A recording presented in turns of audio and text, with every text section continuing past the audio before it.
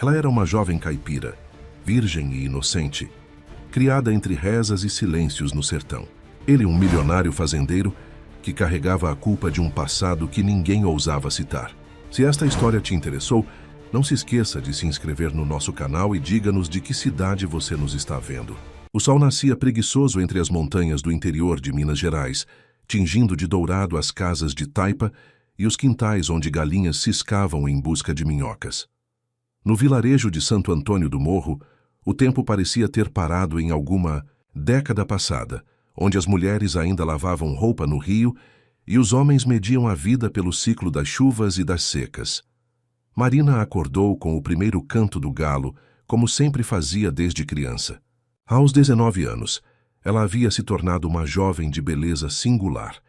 Cabelos castanhos que desciam em ondas pelos ombros, olhos verdes como as folhas do cafezal depois da chuva e uma pele morena dourada pelo sol do sertão. Mas havia algo, nela, algo que as outras moças da vila não possuíam. Um olhar que parecia enxergar além do horizonte, como se conseguisse ver segredos que o mundo escondia.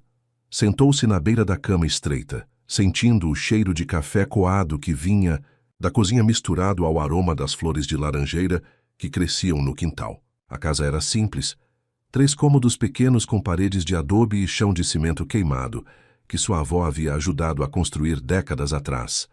Era tudo o que conhecia do mundo. Joaquim, seu pai, já estava no quintal cuidando dos animais. Um homem alto e magro, de poucas palavras e muitas orações, que criara Marina sozinho desde que Benedita morrera no parto. Ele nunca falava da esposa, apenas murmurava preces quando alguém mencionava o nome dela, como se as palavras pudessem afastar algum mal invisível.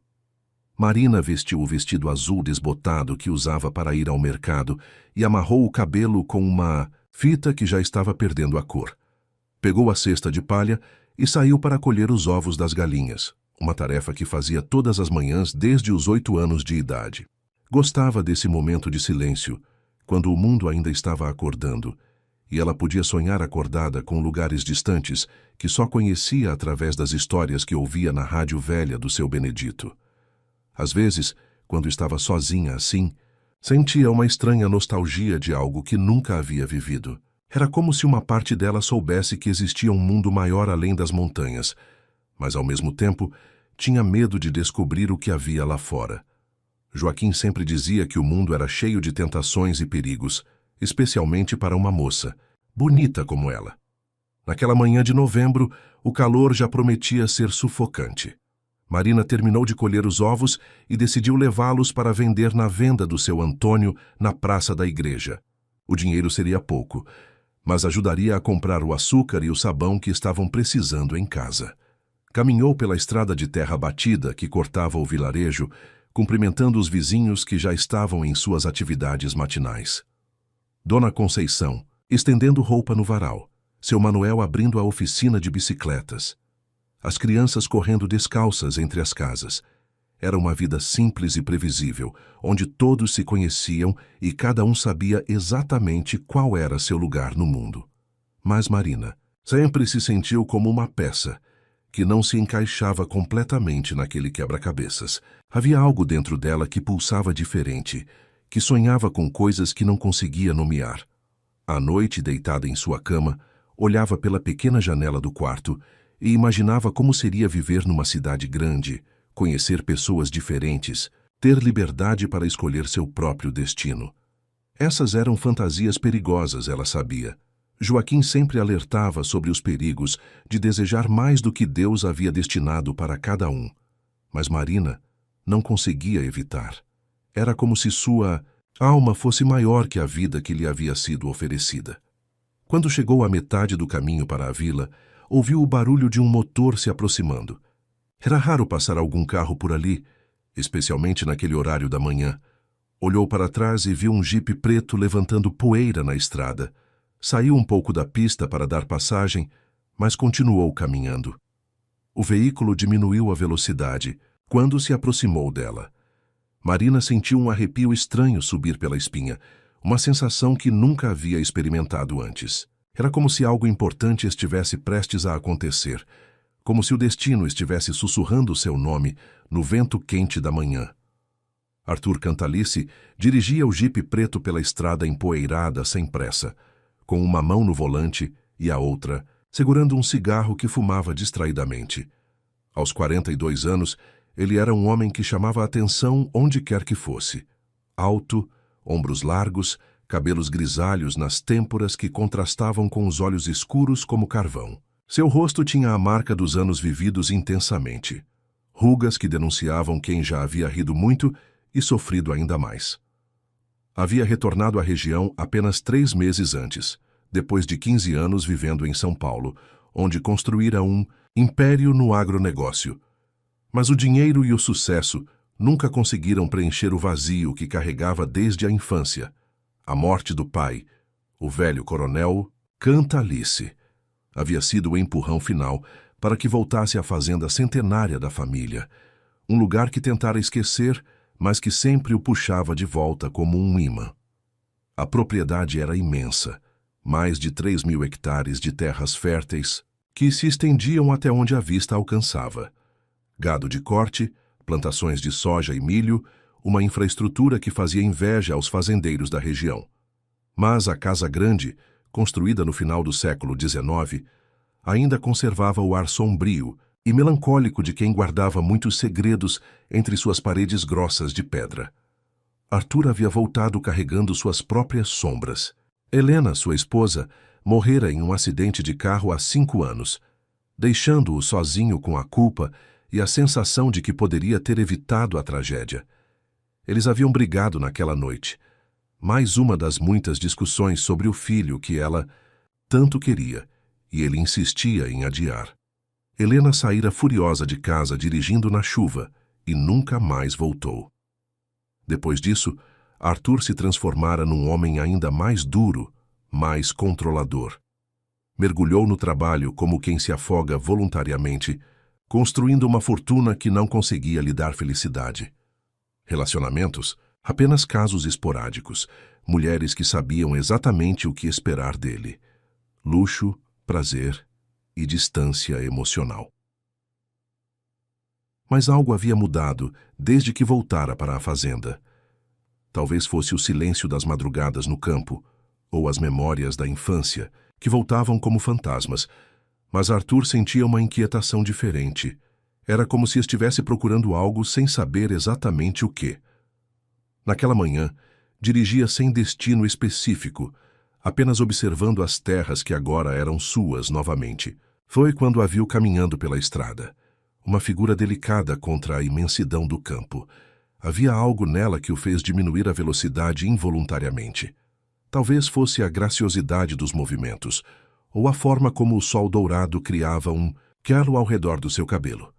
Marina ouviu o jipe se aproximando e se afastou para o acostamento, mas não olhou para trás. Continuou caminhando com a cesta de ovos equilibrada no braço, concentrada em não tropeçar nas pedras soltas da estrada. Era então que seu pé direito encontrou uma das muitas irregularidades do caminho mal conservado. O tropeção foi inevitável. Marina tentou se equilibrar, mas a cesta voou de suas mãos, e os ovos se estilhaçaram no chão quente da estrada em uma explosão de claras e gemas que se misturaram à poeira vermelha. Ela caiu de joelhos, observando desesperada o prejuízo. Eram 12 ovos, dinheiro que faria falta no final do mês. Arthur parou o jipe imediatamente e desceu, seus passos firmes se aproximando da jovem ajoelhada no chão. Quando se abaixou para ajudá-la a se levantar, seus olhares se cruzaram pela primeira vez.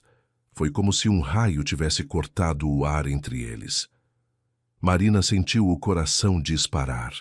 Nunca havia visto um homem como aquele, elegante mesmo vestindo, roupas simples de fazenda, com um magnetismo que a deixou sem fôlego.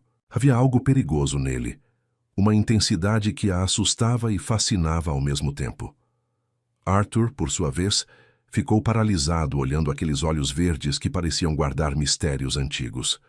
Havia uma pureza nela que o perturbou profundamente, não a inocência ingênua, mas algo mais profundo, como se ela fosse tocada por uma luz que ele havia perdido há muito tempo. "Você se machucou?" Perguntou com a voz mais grave que pretendia. Estendeu a mão para ajudá-la a se levantar, e quando seus dedos se tocaram, ambos sentiram uma corrente elétrica percorrer seus corpos. Não, os ovos.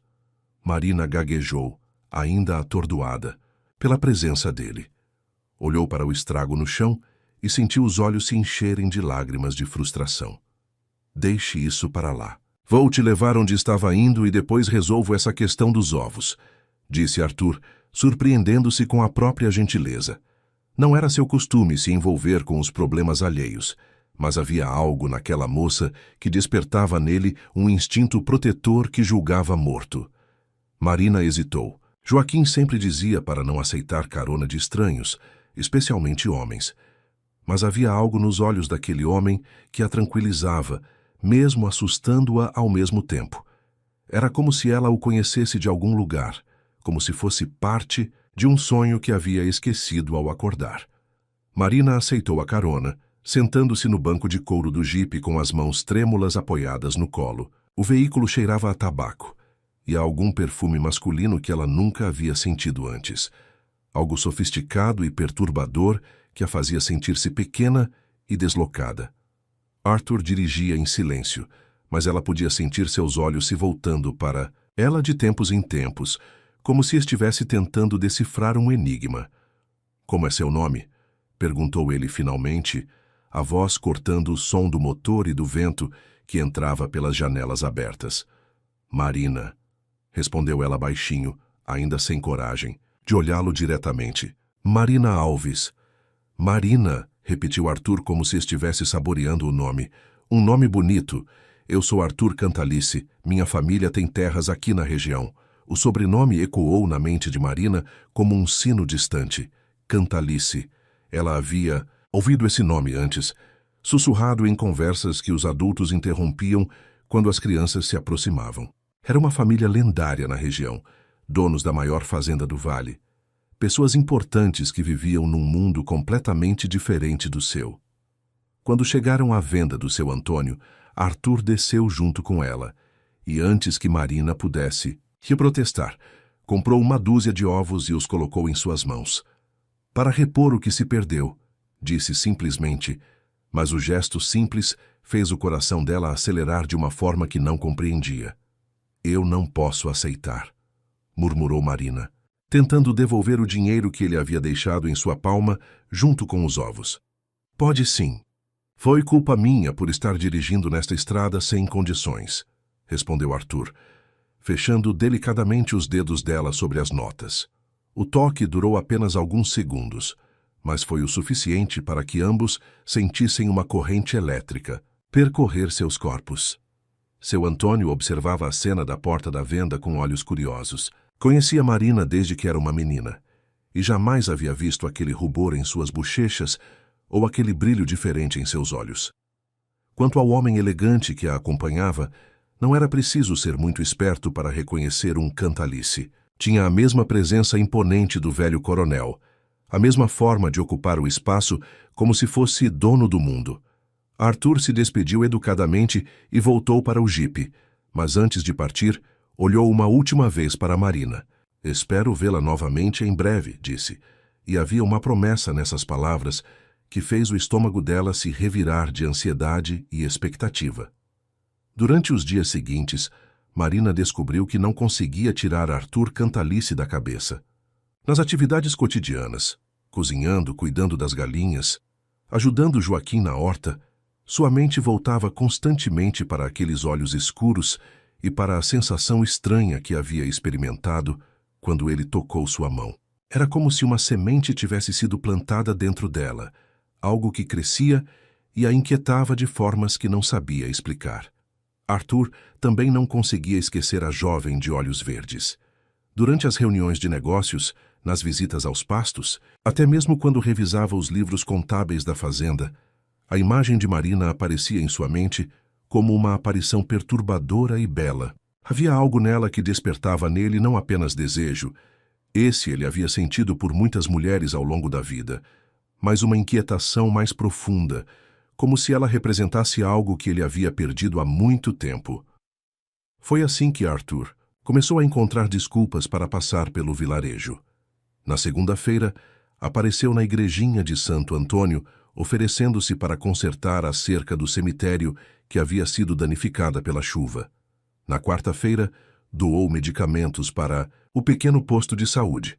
Na sexta-feira, financiou a reforma do telhado da escola. Padre Miguel, o vigário da paróquia, recebeu essas demonstrações de generosidade com gratidão, mas também com uma ponta de desconfiança. Conhecia as histórias sobre a família Cantalice. Sabia que eles não faziam nada sem um interesse por trás, mas os benefícios para a comunidade eram reais, então decidiu aceitar a ajuda sem fazer muitas perguntas.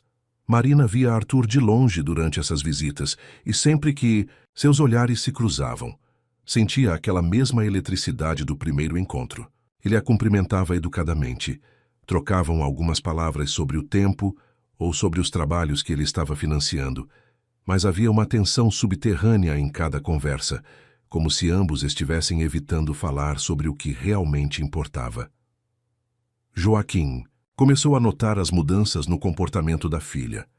Marina, sempre obediente e previsível, estava se tornando distraída e sonhadora. Passava longos minutos olhando pela janela, suspirava sem motivo aparente, e às vezes ele a pegava sorrindo sozinha enquanto pendurava roupa no varal. Uma noite, durante o jantar simples de arroz, feijão e ovo frito, Joaquim decidiu abordar o assunto. Tenho ouvido comentários sobre o fazendeiro Cantalice andando muito por aqui, disse, observando atentamente a reação da filha. Dizem que ele tem interesse em ajudar nossa comunidade. Marina engoliu em seco, sentindo o rosto esquentar. Ele tem feito algumas doações, respondeu, tentando manter a voz casual. Padre Miguel está muito grato. Homens como esse não fazem nada de graça, Marina. Eles sempre querem algo em troca, disse Joaquim, a voz carregada de um peso que ela não conseguiu interpretar. Você precisa ter cuidado, manter distância. Essas pessoas não são do nosso mundo. Mas Marina já sabia que era tarde demais para manter distância. Arthur, Cantalice havia entrado em sua vida como um furacão silencioso, alterando tudo ao seu redor sem que ela pudesse fazer nada para impedir. Foi numa tarde de domingo, quando Marina voltava da missa, que Arthur a abordou com uma proposta que mudaria completamente sua vida. Ele estava encostado no jipe preto, fumando um cigarro e observando o movimento na praça da igreja. Quando a viu se aproximar, jogou o cigarro fora e caminhou ao seu encontro com aqueles passos firmes que faziam o coração dela disparar. Marina, preciso falar com você, disse Arthur, a voz mais séria que de costume. É sobre trabalho.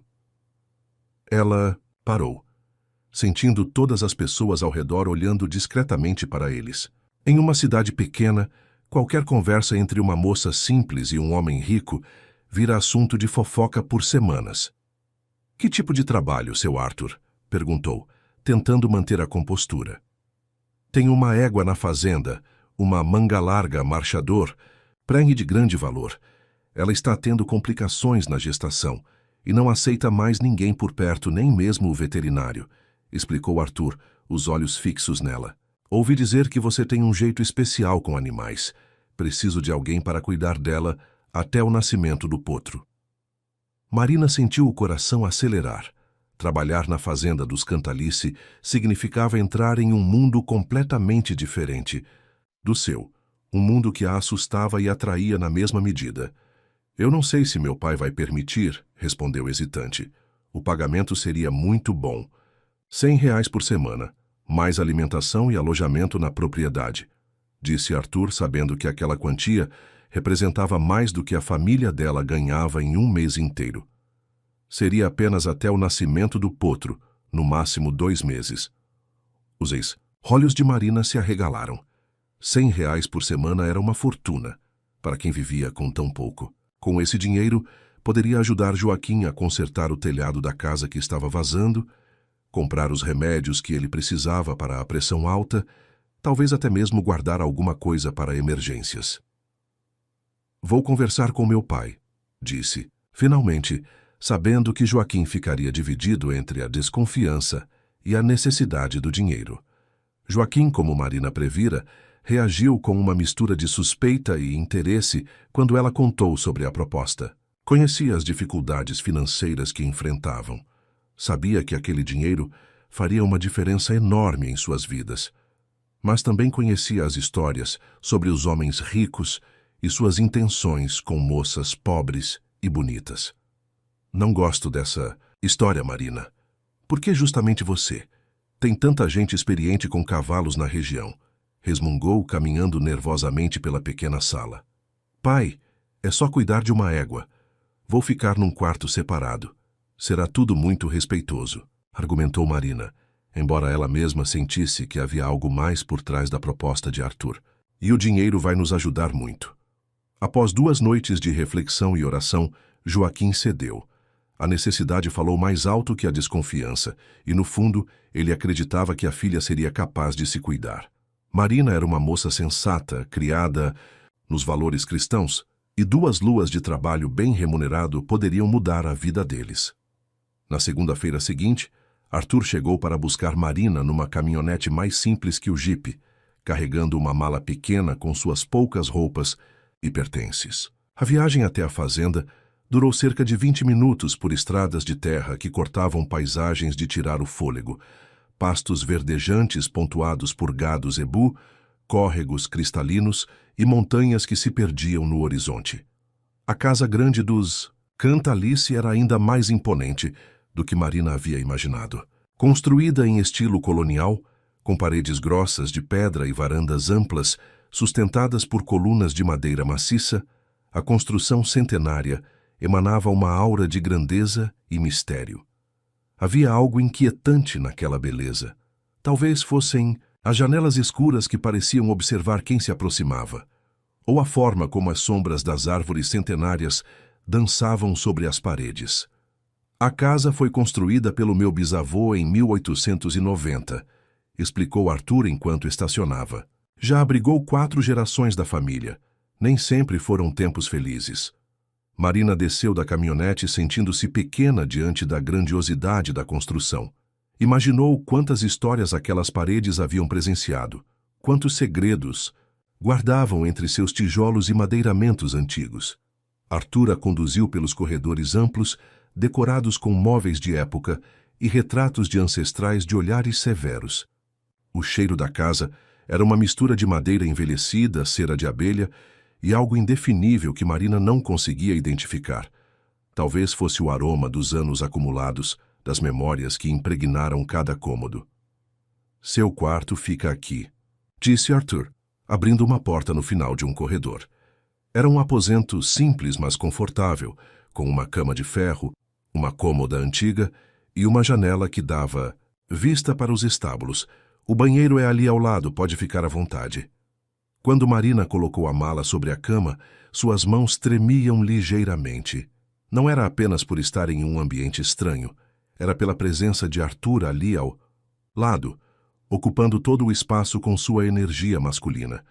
Havia algo diferente nele desde que chegaram à fazenda, uma intensidade maior, como se estivesse em seu território natural. Quer conhecer a Violeta agora? Perguntou Arthur, referindo-se à égua. Ela está um pouco agitada hoje, mas acredito que você conseguirá acalmá-la. Caminharam juntos até os estábulos, e Marina sentiu o olhar dele sobre si a cada passo. Era uma sensação perturbadora e excitante ao mesmo tempo, como se ele estivesse avaliando cada movimento seu, cada reação. Quando chegaram ao estábulo, Marina entendeu imediatamente por que Arthur havia precisado de sua ajuda. Violeta era uma égua magnífica, com pelagem, castanha lustrosa e olhos inteligentes, mas estava visivelmente estressada. Caminhava nervosamente pelo box, relinchando baixinho e afastando-se sempre que alguém se aproximava. Sua barriga arredondada denunciava a gravidez avançada. Ela perdeu o potro anterior no parto e desde então não confia em ninguém, explicou. Arthur, observando atentamente enquanto Marina se aproximava lentamente da égua. Marina estendeu a mão devagar, sussurrando palavras doces em voz baixa. Para surpresa de Arthur, Violeta parou de andar e permitiu que ela se aproximasse.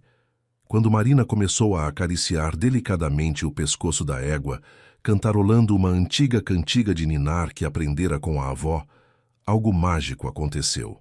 Violeta se acalmou completamente, encostando a cabeça no ombro da jovem, como se tivesse encontrado uma velha amiga. Arthur ficou impressionado com a facilidade com que Marina conquistou a confiança de Violeta. Em questão de minutos, a égua, que rejeitava qualquer aproximação, estava tranquila, permitindo que a jovem examinasse sua barriga inchada e verificasse se tudo estava bem com a gestação. Havia algo quase sobrenatural na forma como ela se comunicava com o animal, como se falassem uma linguagem secreta que só elas compreendiam. Nunca vi nada igual, murmurou Arthur, observando a cena com uma mistura de admiração e algo mais profundo que não conseguia definir. É como se ela estivesse esperando por você. Marina sorriu, ainda acariciando o pescoço de Violeta. Minha avó sempre dizia que eu tinha dom com os bichos. Acho que eles sentem quando a gente tem boas intenções. Suas palavras eram simples, mas havia uma sabedoria antiga nelas que tocou algo no peito de Arthur. Os primeiros dias na fazenda passaram numa rotina tranquila. Marina acordava cedo, tomava café na cozinha ampla da casa grande, junto com Dona Teresa, a cozinheira que trabalhava para a família há mais de 20 anos, e depois ia cuidar de Violeta. Passava horas no estábulo, conversando baixinho com a égua, escovando sua pelagem e cantando as mesmas cantigas que sua mãe cantava para ela quando era pequena.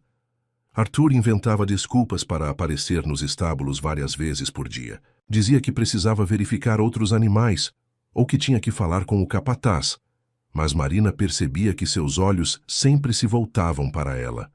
Havia uma intensidade em seu olhar que a fazia sentir-se nua, como se ele pudesse ver através de suas roupas simples e penetrar em sua alma. As noites na casa grande eram diferentes de tudo que Marina havia experimentado. O casarão antigo tinha uma vida própria depois que o sol se punha. Os madeiramentos estalavam, as tábuas do piso gemiam sob o peso de passos invisíveis, e às vezes ela ouvia sussurros que pareciam vir das próprias paredes.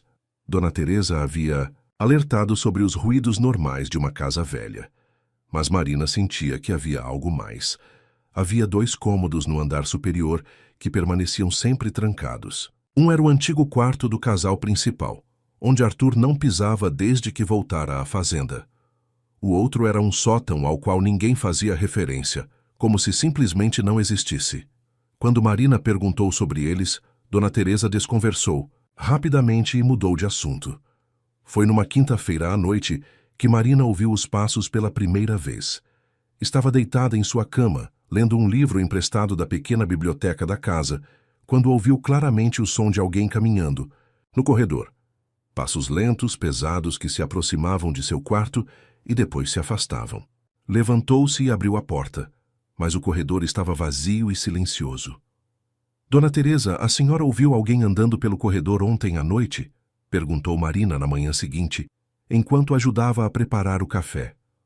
A cozinheira parou, de mexer o bolo que estava fazendo, e olhou para Marina com uma expressão estranha. Menina, essa casa tem mais de 100 anos. Já viu muita coisa, muita gente. Às vezes parece que essas memórias ficam grudadas nas paredes, sabe? Não é nada demais. Você vai se acostumar. Mas Marina não tinha certeza se queria se acostumar. Havia algo inquietante na forma como todos evitavam falar sobre o passado da família, sobre os quartos fechados, sobre as presenças que ela sentia, mas não conseguia ver. Arthur, por sua vez, estava lutando contra sentimentos que não experimentava há anos. A presença de Marina na fazenda havia despertado nele uma necessidade que ia muito além do desejo físico. Era como se ela trouxesse luz para cantos escuros de sua alma que ele havia aprendido a ignorar. Observava-a cuidando de Violeta com uma ternura que o comovia. Ouvia sua risada ecoando pelos corredores e sentia como se a casa estivesse viva novamente. Começou a procurar motivos para ficar mais tempo perto dela. Levava café para o estábulo, oferecia-se para ajudar com tarefas que ela poderia fazer sozinha. Inventava conversas sobre assuntos triviais apenas para ouvir sua voz. Marina correspondia a essas aproximações com uma mistura de timidez e interesse que apenas intensificava o desejo dele. "Você não sente falta da sua família?" perguntou Arthur numa tarde, enquanto observava Marina escovar Violeta. Estava, apoiado na porta do estábulo, um cigarro entre os dedos, os olhos fixos na graciosidade dos movimentos dela. "Sinto, mas também estou gostando de estar aqui", respondeu Marina honestamente. "É diferente de tudo que já vivi. Às vezes me sinto como se fosse uma pessoa diferente neste lugar." "Diferente como?" insistiu Arthur, aproximando-se um pouco mais. Marina parou de escovar a égua e o olhou diretamente nos olhos pela primeira vez em dias. "Mais livre. Como se pudesse ser quem eu realmente sou, não apenas quem esperam que eu seja." Essa resposta atingiu Arthur como um soco no estômago. Ele reconhecia aquela sensação. A prisão de ser quem os outros esperavam que fosse, de carregar o peso de expectativas e tradições que nunca havia escolhido. "E quem você realmente é, Marina?" Ela corou, desviando o olhar. "Não sei ainda, mas sinto que estou descobrindo." Naquela noite, Arthur não conseguiu dormir. Ficou na varanda de seu quarto, fumando e olhando as estrelas, pensando na conversa que haviam tido. Havia algo em Marina que o fazia querer ser uma versão melhor de si mesmo, algo que o inspirava e o aterrorizava ao mesmo tempo. Ela era tudo o que Helena não havia sido. Simples, onde sua esposa era complicada. Genuína, onde Helena era calculista. Calorosa, onde Helena era fria. Mas também era proibida de uma forma que Helena nunca fora. Marina vinha de um mundo diferente. Tinha uma idade que tornava qualquer envolvimento questionável. E, mais importante, havia uma pureza nela que Arthur temia destruir com sua presença. Ele sabia que era um homem marcado por tragédias e escolhas erradas, alguém que carregava sombras que poderiam contaminar a luz que irradiava dela. Mesmo assim, não conseguia se afastar. A cada dia que passava, sentia-se mais atraído não apenas por sua beleza, mas por sua forma de ver o mundo, por sua capacidade de encontrar beleza em coisas simples, por sua força silenciosa que o impressionava. Marina estava mudando algo dentro dele, despertando sentimentos que julgava mortos, fazendo-o questionar verdades que aceitara sobre si mesmo. E Marina, em seu quarto pequeno, mas confortável, também não conseguia dormir. Pensava nos olhares de Arthur, na forma como sua voz mudava quando falava com ela, na eletricidade que sentia sempre que se aproximavam. Sabia que estava pisando em território perigoso, mas pela primeira vez na vida sentia-se verdadeiramente viva. Foi numa tarde de sábado, quando Arthur havia saído para resolver negócios na cidade, que Marina decidiu explorar mais a Casa Grande. Dona Teresa estava visitando a filha no vilarejo vizinho, e pela primeira vez desde que chegara à fazenda, Marina se viu completamente sozinha naquele casarão cheio de mistérios. Começou pela biblioteca, um cômodo amplo com estantes que iam do chão ao teto, repletas de livros antigos que exalavam cheiro de papel amarelado e conhecimento acumulado. Havia obras de literatura clássica, tratados sobre agricultura, livros de história do Brasil e volumes sobre criação de gado. Mas foi numa prateleira mais baixa que Marina encontrou algo que chamou sua atenção. Um álbum de fotografias antigas. As fotos em preto e branco mostravam gerações da família Cantalice. Homens sérios de bigode, mulheres elegantes em vestidos, longos crianças posando formalmente em frente à Casa Grande. Marina reconheceu Arthur em algumas fotos mais recentes. Um jovem bonito e rebelde que parecia incomodado por ter que posar para as fotografias familiares. Mas foi numa foto específica que Marina sentiu o coração disparar. Era uma imagem do pai de Arthur, o velho coronel Cantalice, um homem imponente de olhar penetrante, ao lado de uma jovem morena que Marina reconheceu imediatamente, mesmo nunca tendo visto sua mãe adulta. Benedita estava ali, sorrindo timidamente, para a câmera, usando um vestido simples mas elegante, com os mesmos olhos verdes que Marina havia herdado. As mãos tremeram quando ela virou a foto e leu a anotação na caligrafia elegante. Benedita, 1985. Sua mãe havia trabalhado para os Cantalice.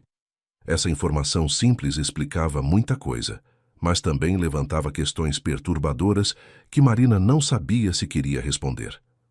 Movida por uma curiosidade crescente, Marina continuou explorando a casa. Foi então que descobriu, num cômodo que parecia ser usado como depósito, um baú antigo de madeira escura, encostado contra a parede. Estava coberto por uma camada de poeira que denunciava anos de abandono, mas algo a impulsionou a abri-lo. Dentro do baú havia roupas antigas, documentos amarelados pelo tempo e, no fundo, um maço de cartas amarradas por uma fita azul desbotada. Marina pegou as cartas com mãos trêmulas e reconheceu imediatamente a caligrafia delicada de sua mãe, a mesma letra que havia visto nas anotações da Bíblia que Benedita deixara para ela. A primeira carta começava: Meu querido AC, não consigo parar de pensar no que aconteceu ontem à tarde. Sei que é errado, sei que não deveria sentir o que sinto, mas quando você me olha dessa forma, todo o meu mundo se transforma. Marina sentiu as pernas fraquejarem. AC só podiam ser as iniciais de Arthur Cantalice, o pai de Arthur. Sua mãe havia tido um relacionamento com o coronel, um homem casado, poderoso, muito mais velho que ela. Com mãos trêmulas, Marina continuou lendo as cartas, que revelavam uma paixão intensa e proibida entre uma jovem empregada e seu patrão. Ele me disse que me ama, mas sei que nunca poderá me assumir publicamente.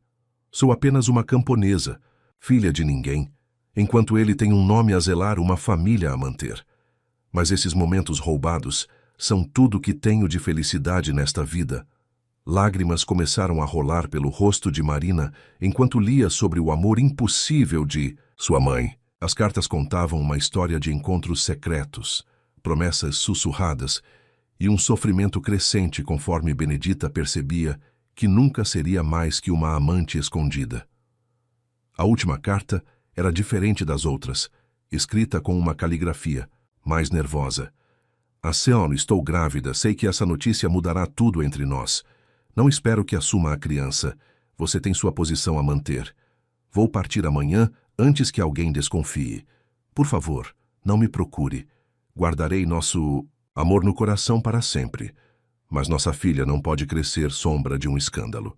Marina deixou cair as cartas, as mãos tremendo violentamente. A verdade era crua e devastadora. Ela não era filha de Joaquim, mas do coronel Cantalice. Isso significava que Arthur não era apenas o homem por quem estava se apaixonando. Ele era seu meio-irmão. Ouviu o barulho do jipe chegando e rapidamente guardou as cartas de volta no baú, tentando recompor-se. Quando Arthur entrou em casa, Marina já estava no estábulo cuidando de Violeta, mas ele notou imediatamente que algo havia mudado. Seus olhos estavam vermelhos de choro e havia uma tensão em seus movimentos que não existia antes. Aconteceu alguma coisa enquanto eu estava fora? Perguntou Arthur, aproximando-se dela com preocupação genuína. Não, nada, mentiu Marina, sem conseguir olhá-lo nos olhos. Como poderia contar o que havia descoberto? Como poderia explicar que o amor, impossível que estava nascendo entre eles, era ainda mais proibido do que imaginava? Arthur sabia que ela estava mentindo, mas não insistiu. Em vez disso, ficou observando-a trabalhar, notando como suas mãos tremiam ligeiramente enquanto escovava Violeta. Foi então que Marina começou a cantarolar baixinho para acalmar a régua, a mesma cantiga de ninar que sempre usava. Dessa vez, Arthur prestou atenção real na melodia. Era uma cantiga antiga, quase esquecida, que ele havia ouvido apenas uma vez na vida. Sua memória o transportou de volta à infância, a um dia específico, quando tinha cerca de 8 anos. Estava brincando no jardim quando ouviu uma voz feminina cantando aquela mesma melodia. Seguiu o som e encontrou uma jovem morena cantando para as plantas do jardim, como se elas fossem capazes de ouvir e compreender. Era a mesma cantiga, a mesma melodia exata que sua mãe havia cantado para ele quando era pequeno antes de morrer, e que depois ouvira apenas daquela empregada misteriosa que havia trabalhado na fazenda por um período breve e depois desaparecera sem explicações. Onde você aprendeu essa música? Perguntou Arthur, a voz mais tensa que pretendia. Marina parou de cantarolar, sentindo o coração acelerar. Minha mãe costumava cantar para mim quando eu era pequena. Por quê? Arthur ficou em silêncio por um longo momento, processando uma suspeita perturbadora que começava a formar-se em sua mente.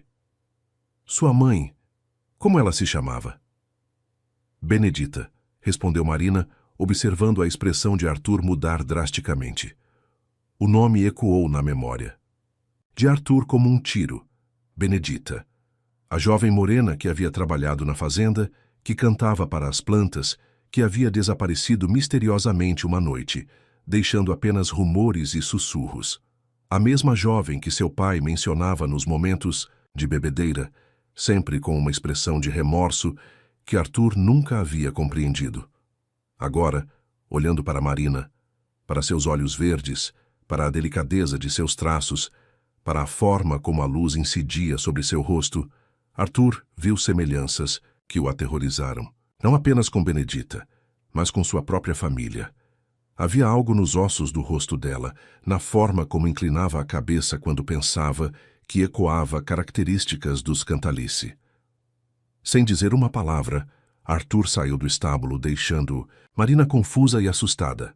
Ele precisava de respostas e sabia exatamente onde encontrá-las.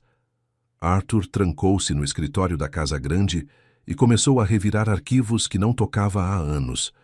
Procurava desesperadamente por registros de funcionários da época, folhas de pagamento, qualquer documento que pudesse comprovar ou desmentir suas suspeitas crescentes. Suas mãos tremiam enquanto folheava papéis amarelados, e sua mente girava numa espiral de possibilidades aterrorizantes. Foi no fundo de uma gaveta trancada que encontrou o que procurava: os registros de pessoal de 1985. Ali estava o nome completo: Benedita Alves Santos, contratada como auxiliar doméstica em março, dispensada abruptamente em dezembro do mesmo ano. Ao lado do nome, havia uma anotação na caligrafia de seu pai: situação delicada, pagamento integral, plus bônus. Arthur sentou-se pesadamente na cadeira de couro, o papel tremendo em suas mãos. A situação delicada só podia significar uma coisa: seu pai havia engravidado uma funcionária e a havia mandado embora para evitar escândalos. Era exatamente o tipo de comportamento que o velho coronel havia demonstrado ao longo da vida. Homem de família respeitável em público, predador em particular. A memória o transportou para aquela tarde terrível de sua infância, quando havia flagrado o pai forçando-se sobre uma empregada nos fundos da casa. Arthur tinha apenas 10 anos, escondido atrás de uma árvore, paralisado pelo medo e pela confusão. A jovem chorava baixinho, implorava para que parasse, mas seu pai não ouvia. Quando finalmente terminou, ameaçou despedi-la se contasse para alguém. Arthur nunca disse nada, carregando aquela culpa silenciosa como uma pedra no peito. Agora compreendia que Marina poderia ser fruto de um dos crimes silenciosos de seu pai. Se isso fosse verdade, ela não era apenas uma jovem por quem estava se apaixonando.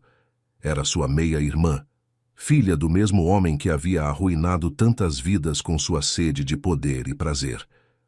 Enquanto isso, Marina vagava pela casa como um fantasma, incapaz de processar completamente o que havia descoberto. As cartas de sua mãe revelavam não apenas um romance proibido, mas também a origem de sua própria existência. Tudo em que acreditara sobre si mesma havia desmoronado em questão de horas. Joaquim não era seu pai biológico, era apenas um homem bom que havia aceitado criá-la como sua, protegendo-a da vergonha de ser filha bastarda de um coronel. Isso explicava muitas coisas. Porque ele sempre fora tão protetor, porque às vezes olhava para ela com uma tristeza que ela não compreendia, porque nunca falava sobre Benedita de forma natural. A dor era física, como se alguém tivesse arrancado uma parte vital de sua identidade. Marina sentou-se no chão da biblioteca, abraçando os joelhos contra o peito, tentando entender como sua vida havia se transformado numa tragédia grega em questão de horas. Quando Dona Teresa retornou da Dinsinuas visita à filha, encontrou a casa mergulhada numa atmosfera pesada e tensa. Arthur estava trancado no escritório. Marina não havia aparecido para o jantar e Violeta relinchou nervosamente no estábulo, como se sentisse a perturbação emocional que pairava sobre a propriedade. A cozinheira conhecia bem os sinais de tempestade na família Cantalice. Havia presenciado dramas suficientes ao longo de 20 anos para saber quando algo explosivo estava prestes a acontecer. Bateu discretamente na porta do escritório de Arthur. Seu Arthur, o senhor não quer jantar? E a menina Marina também não apareceu. Arthur abriu a porta, os olhos vermelhos e o rosto marcado pelo cansaço. Dona Teresa, preciso que me conte tudo o que sabe sobre Benedita Alves. Tudo mesmo. A mulher mais velha suspirou profundamente, como se soubesse que esse momento chegaria mais cedo ou mais tarde. Sente-se, meu filho. É uma história longa e dolorida.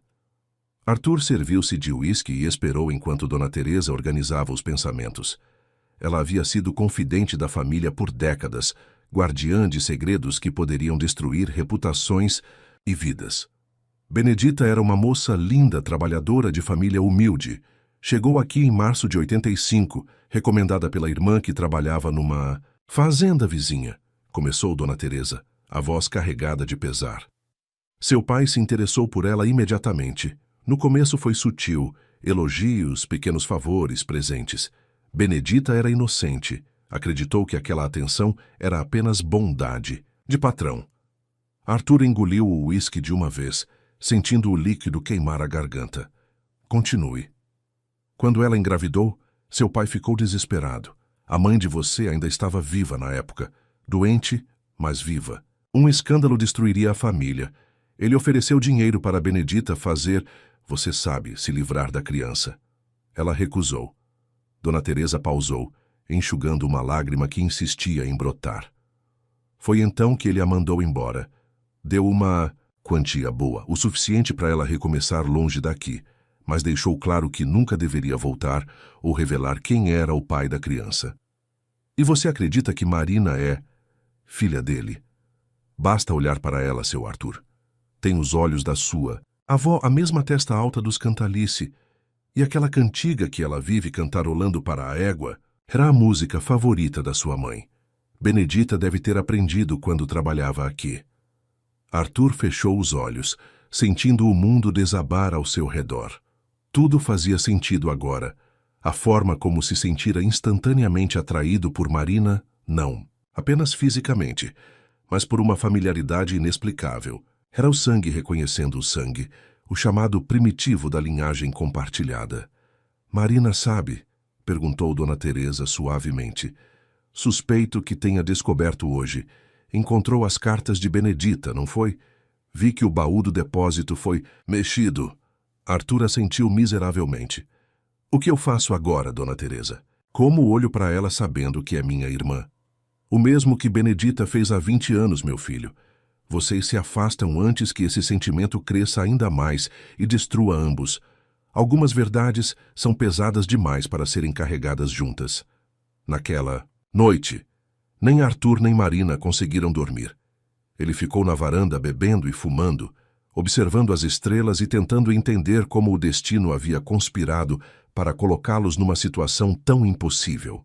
Marina permaneceu sentada à janela de seu quarto, olhando na direção dos estábulos onde Violeta dormia pacificamente, alheia ao drama humano que se desenrolava ao seu redor. Os dois sabiam que não havia volta.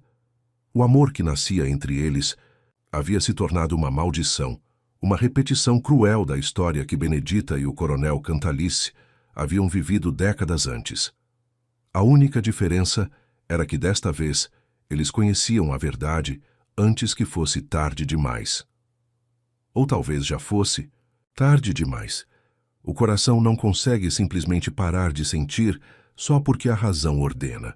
E ambos descobririam nos dias seguintes que às vezes o amor é mais forte que qualquer barreira moral ou social, mesmo quando essa barreira é o próprio sangue. Os dias seguintes à descoberta foram uma tortura silenciosa para ambos. Arthur evitava o estábulo completamente, inventando viagens de negócios e compromissos urgentes que o mantinham longe da fazenda. Quando estava em casa, Trancava-se no escritório ou na varanda, bebendo mais do que deveria e fumando cigarros atrás. De cigarros como se a nicotina pudesse queimar a dor que sentia no peito. Marina, por sua vez, cuidava de Violeta com uma dedicação quase obsessiva, como se a égua fosse a única criatura no mundo que ainda fazia sentido. Passava horas conversando baixinho com o animal, contando-lhe segredos que não podia dividir com nenhum ser humano. Violeta estava cada vez mais próxima do parto, sua barriga enorme e seus movimentos mais lentos, mas parecia compreender que Marina precisava da companhia tanto quanto ela precisava dos cuidados. A tensão na casa grande era palpável.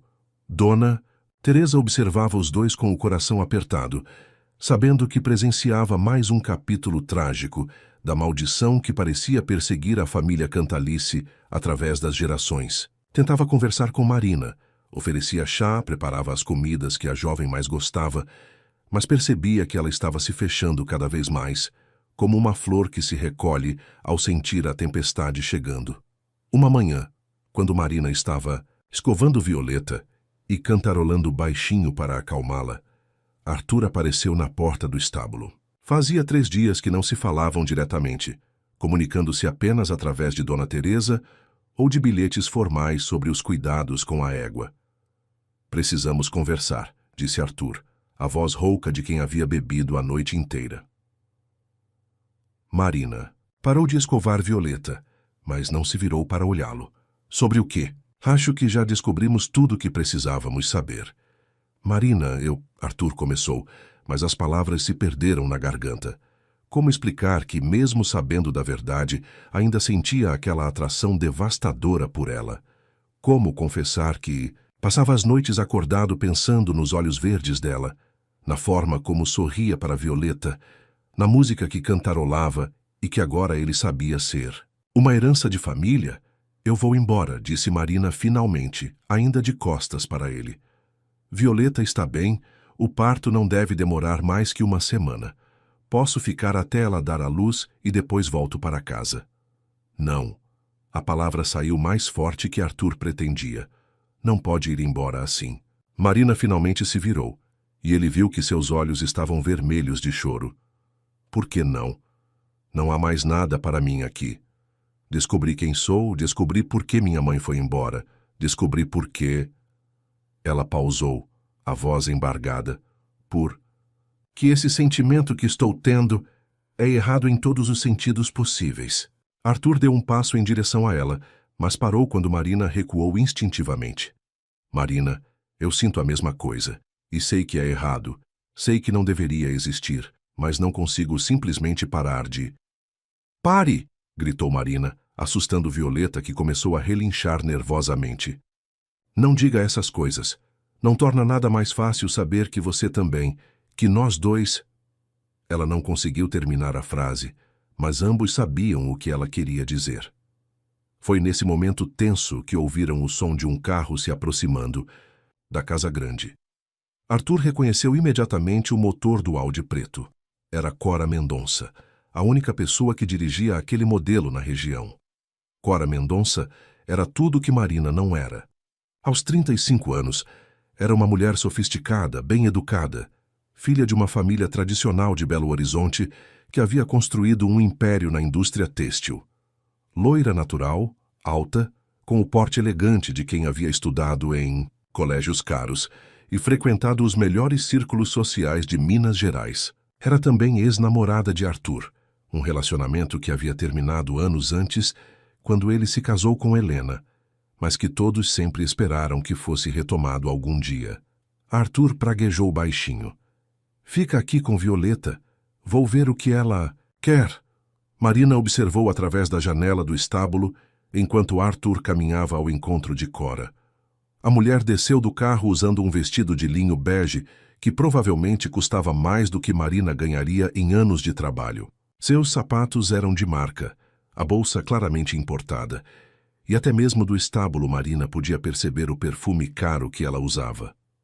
Cora abraçou Arthur de forma íntima, depositando um beijo no rosto dele que durou um pouco mais do que seria necessário para uma saudação entre amigos, Marina sentiu uma pontada dolorosa no peito, uma mistura de ciúme e inadequação que a fez sentir-se ainda menor e mais deslocada naquele mundo.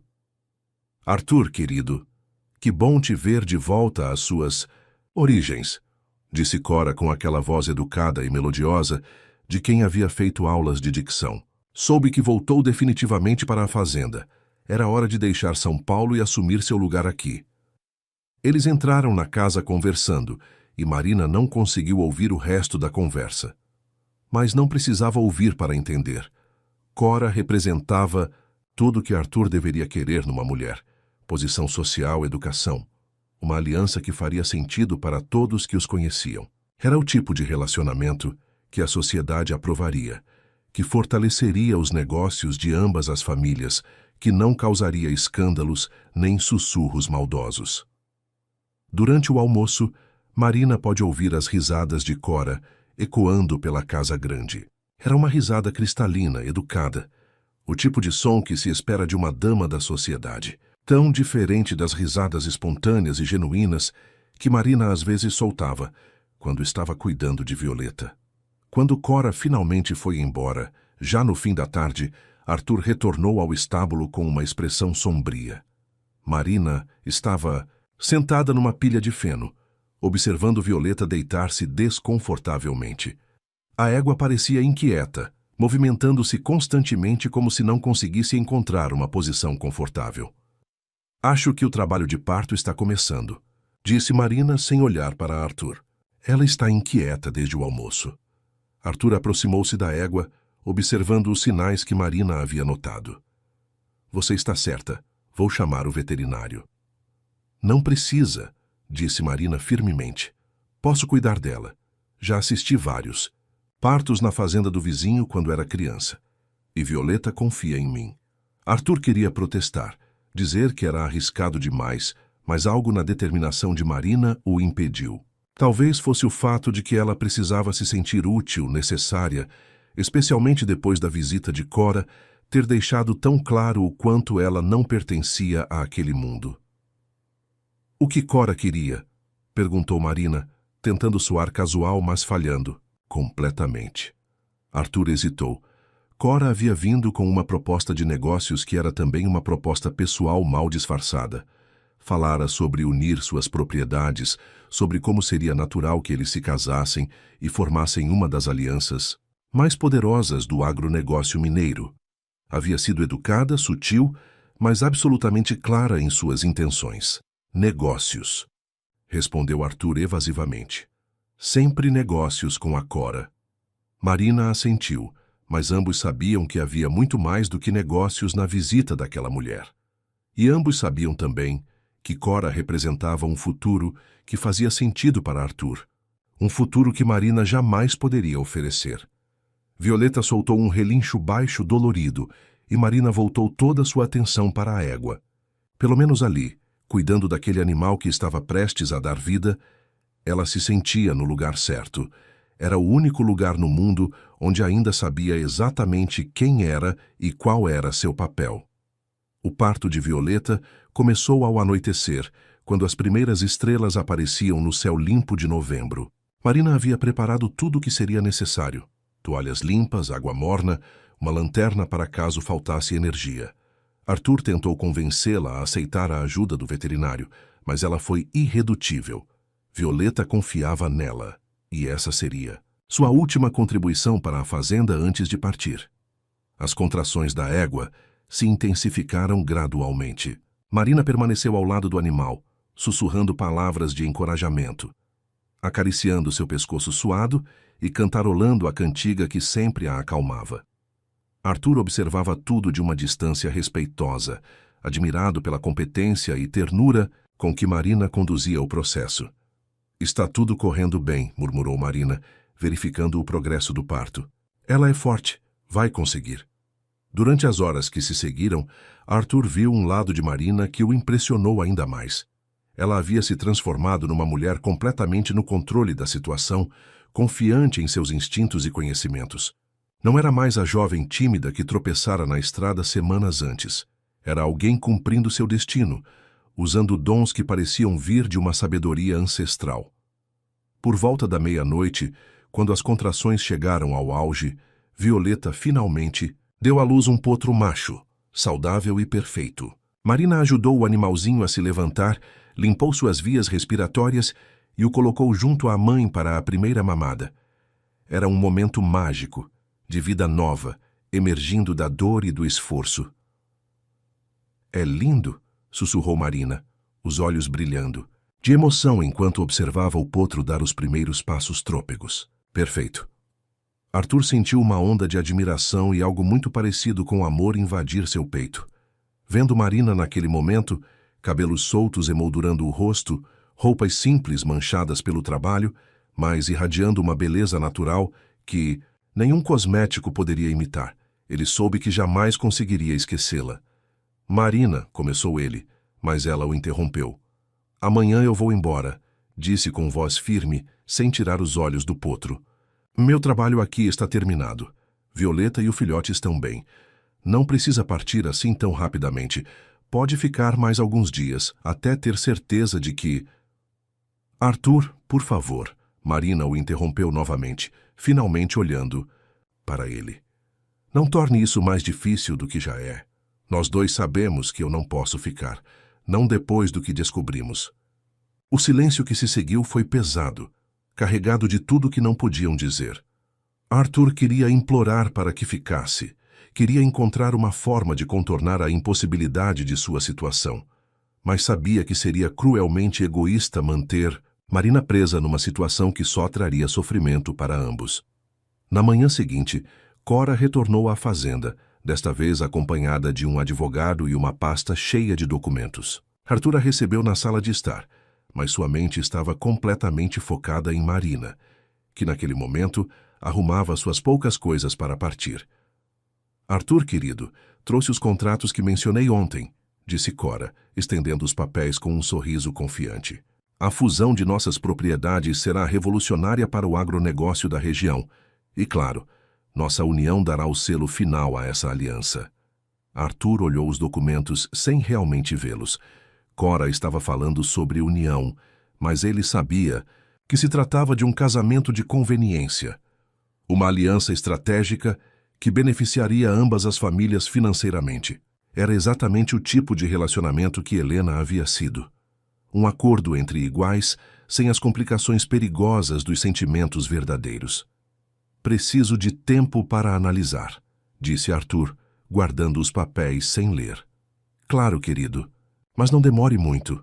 Essas oportunidades não aparecem sempre", respondeu Cora, aproximando-se dele com uma familiaridade que assumia muito mais intimidade do que realmente existia entre eles. "Somos perfeitos um para o outro, Arthur. Sempre fomos." Do estábulo chegou o som da cantiga de Marina, cantando para Violeta e o potro pela última vez. Cora percebeu como Arthur se distraiu ao ouvir a melodia e seus olhos se estreitaram ligeiramente. "Quem é que está cantando?" perguntou com curiosidade aparentemente casual. "A moça que cuidou da égua durante a gestação. Hoje é seu último dia aqui", respondeu Arthur, tentando manter a voz neutra. Cora caminhou até a janela e observou Marina no estábulo. Mesmo de longe, mesmo usando roupas simples de trabalho, havia algo na jovem que chamava a atenção, uma naturalidade e graça que não podiam ser ensinadas, em escolas de boas maneiras. "Ela é bonita", comentou Cora, mas havia uma nota perigosa em sua voz. "Espero que você tenha sido discreto durante o tempo que ela esteve aqui." Arthur sentiu uma raiva súbita subir pelo peito. "Cora, não sei que tipo de homem você pensa que eu sou, mas posso garantir que..." "Oh, querido, não me entenda." "Mal?" Cora o interrompeu com uma risada que não chegava aos olhos. "Sei que você é um cavalheiro. É apenas que, bem, homens são homens. E mulheres como essa podem ser muito persuasivas." A forma como Cora disse "mulheres como essa", com um desdém mal disfarçado, fez Arthur compreender o tipo de pessoa que ela realmente era por baixo da educação e sofisticação. Helena havia sido parecida, sempre olhando com superioridade para quem considerava inferior social ou economicamente. Naquele momento, Marina apareceu na porta da sala, carregando sua mala pequena. Havia se arrumado para partir. O vestido azul estava limpo e passado. os cabelos presos numa trança simples, mas seus olhos ainda mostravam a tristeza profunda que carregava. Seu Arthur, vim me despedir, disse Marina educadamente, ignorando completamente Cora. Violeta e o Potro estão bem. Deixei instruções com Dona Teresa sobre os cuidados nos próximos dias. Arthur levantou-se, sentindo-se completamente perdido. Marina, Obrigado por tudo. Você salvou Violeta e me ensinou...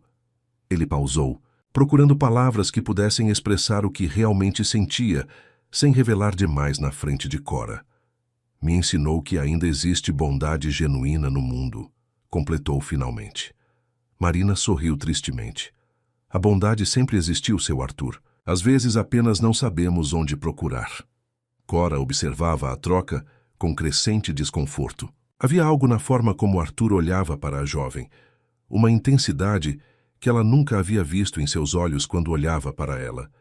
E havia algo na resposta de Marina, uma intimidade emocional que sugeria muito mais do que uma simples relação profissional.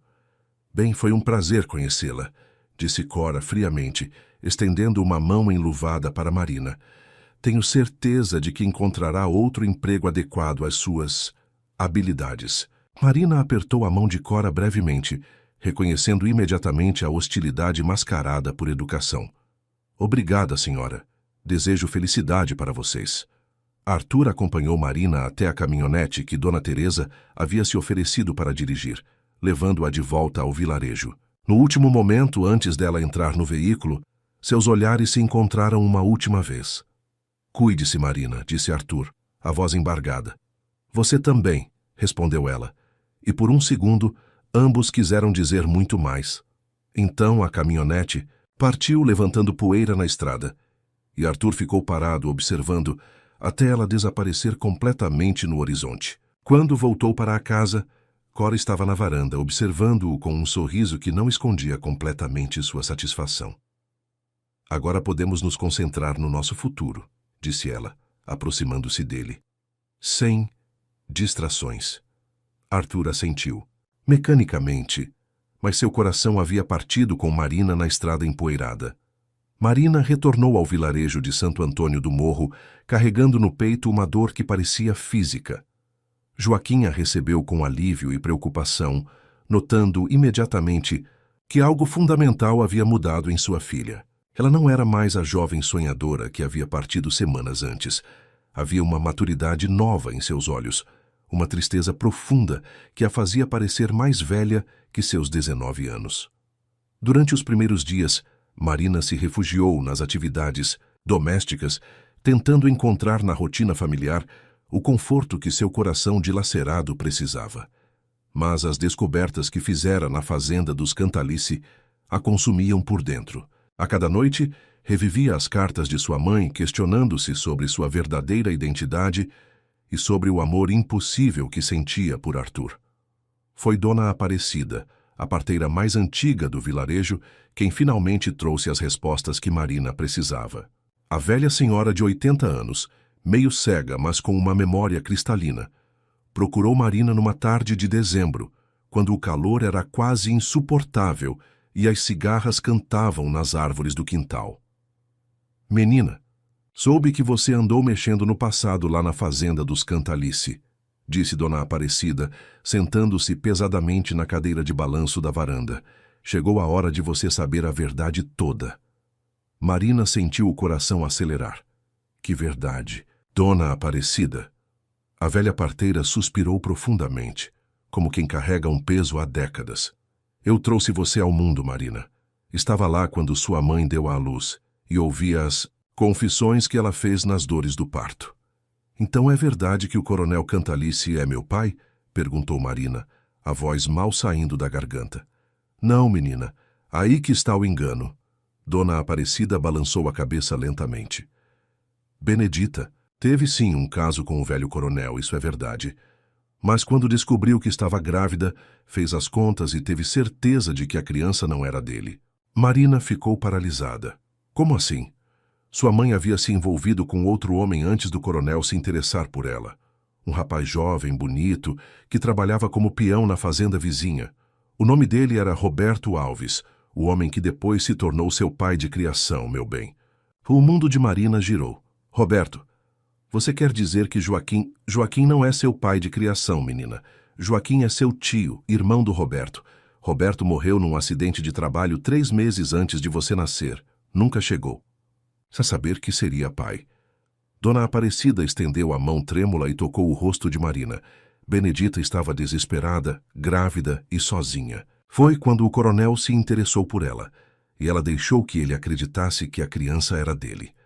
Usou essa mentira para conseguir o dinheiro que precisava para recomeçar a vida. Marina começou a chorar, mas não era apenas tristeza. Era alívio, confusão, uma libertação que ainda não conseguia compreender completamente. Então Arthur não é nada seu, menina. Vocês não têm parentesco nenhum. Dona Aparecida sorriu pela primeira vez. Benedita me contou tudo isso antes de morrer. Me fez prometer que cuidaria de você se algum dia você precisasse saber a verdade.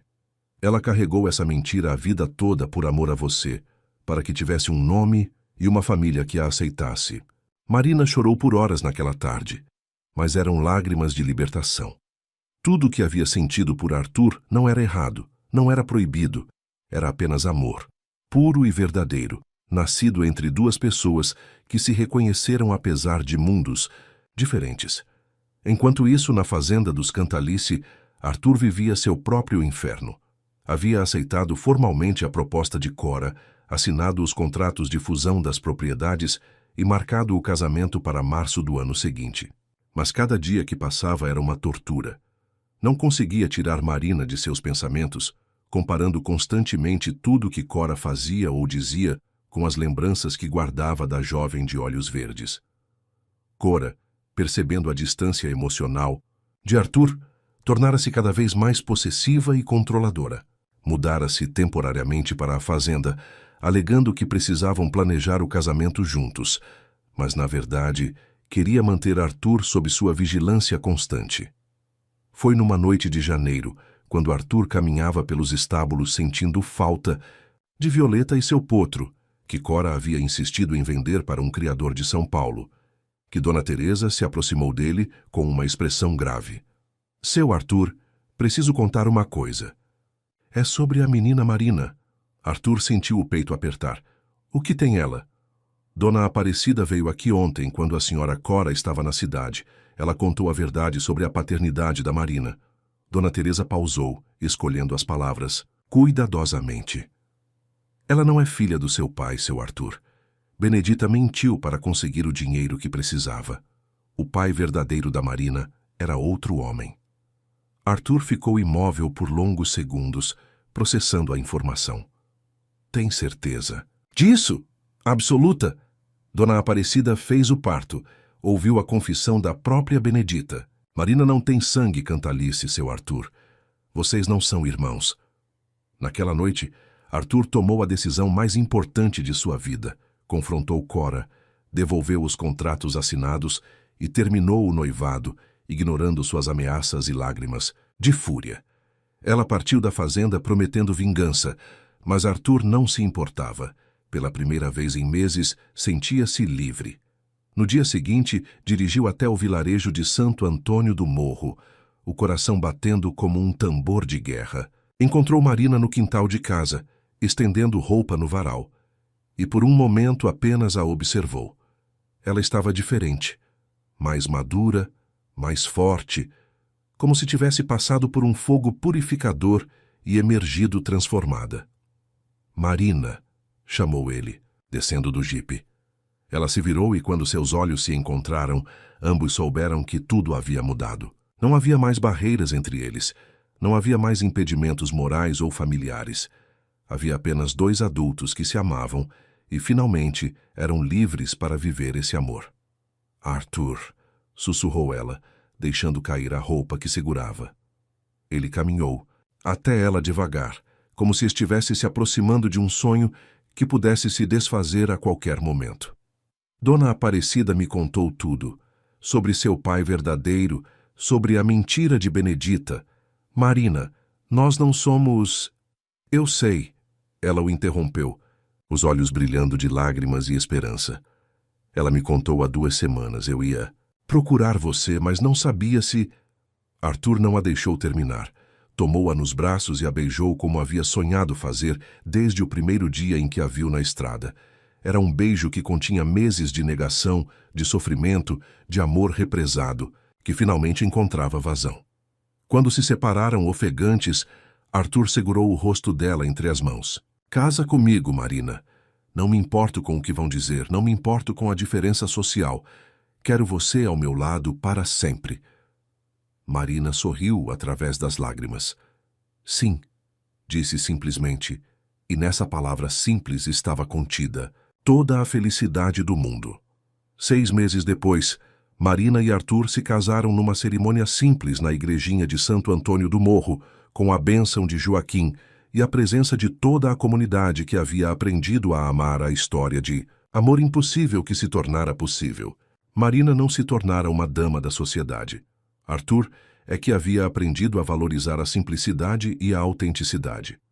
Juntos, transformaram a fazenda centenária num lugar de vida nova, onde o passado sombrio dos Cantalice foi substituído por esperança e amor verdadeiro. E Violeta, que eles trouxeram de volta